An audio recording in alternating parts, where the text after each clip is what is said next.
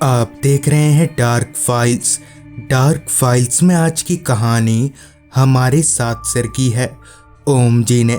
तो चलिए बढ़ते हैं आज की इस कहानी की ओर।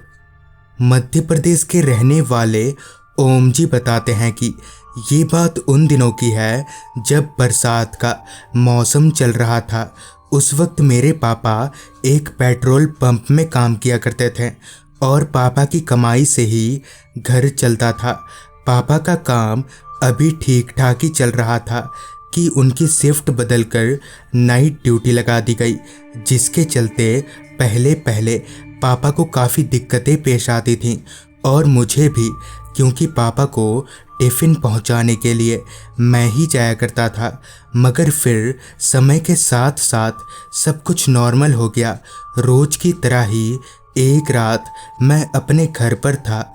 उस दिन सुबह से ही बूंदाबांदी बारिश हो रही थी। अभी मैं अपने कमरे में बैठा फ़ोन चला ही रहा था कि तभी मम्मी की आवाज़ आई, बेटा जा पापा को खाना दे आ, बारिश बंद हो गई है। ये सुनते ही मैं बिस्तर पर से उठा और टिफ़िन बॉक्स का थैला बाइक के हैंडल पर लटकाकर निकल पड़ा पेट्रोल पंप की ओर। बाइक चलाते चलाते जब मैं मोहल्ले से निकल रहा था तो मुझे रास्ते पर टहलते हुए मेरा दोस्त दिखा। मैंने सोचा क्यों ना इसे भी साथ में ले लूं, जिस पर मैंने बाइक रोकते हुए अपने फ्रेंड से कहा, क्या कर रहा है यहाँ पर, चल पापा को टिफ़िन देकर आते हैं। इस पर उसने कहा, नहीं कुछ नहीं, बस टहल ही रहा था, चल।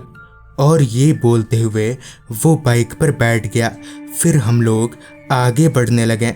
हमारे यहाँ से वो पेट्रोल पंप जहाँ पापा काम किया करते थे वो करीब 11 किलोमीटर के फासले पर था, जिसे तय करने में कुछ 15 से 20 मिनटों का ही वक्त लगता था। अब तक काफ़ी रात हो चुकी थी और जब नज़रें घड़ी पर गई तो रात के 9:15 बज रहे थे। कुछ देर बाद हम उस पेट्रोल पंप पर पहुंचे और पापा को खाने का डब्बा देकर वापस घर की ओर लौटने लगे। अभी मैं बाइक चला ही रहा था कि तभी मेरे दोस्त ने कहा, यार तू डेली इतनी रात को आना जाना कैसे कर लेता है, डर नहीं लगता तुझे? जिस पर मैंने कहा, डर? किस चीज़ का डर? जिस पर मेरे फ्रेंड ने कहा, भूत प्रेत का। जिस पर मैंने कहा, अबे तू पागल है क्या, भूत वूत कुछ नहीं होता, अगर होता भी है तो मेरे सामने आकर दिखाए।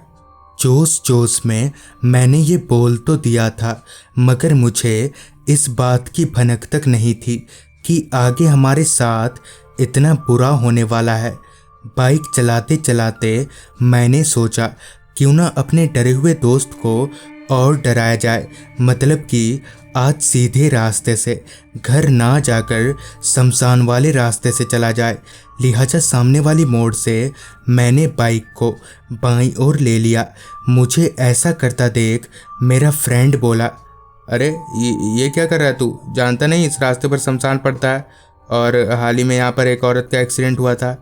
इस पर मैंने कहा, तू डर मत, मैं हूँ ना, जो भी आएगा मैं देख लूँगा।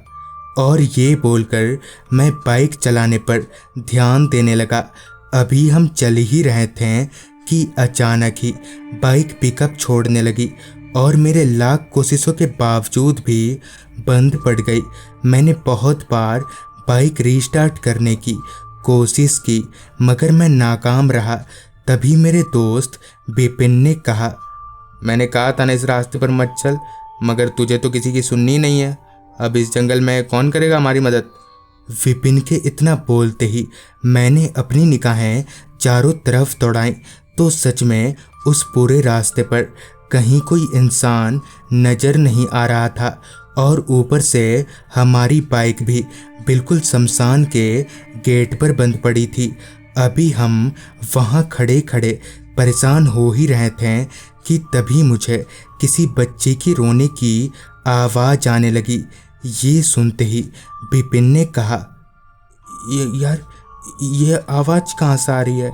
इससे पहले कि मैं विपिन की इस बात का कोई जवाब दे पाता कि शमशान के गेट से एक बच्ची निकली और उसके चेहरे पर ना तो कोई भाव था और न ही उसके पलकें झपक रही थी। तभी वो हमारी तरफ बढ़ने लगी। जब वो हमारी तरफ बढ़ रही थी तब मैंने एक बात पर गौर किया कि जैसे जैसे वो हमारे नज़दीक आ रही है वैसे ही उसका शरीर भी बढ़ता जा रहा था।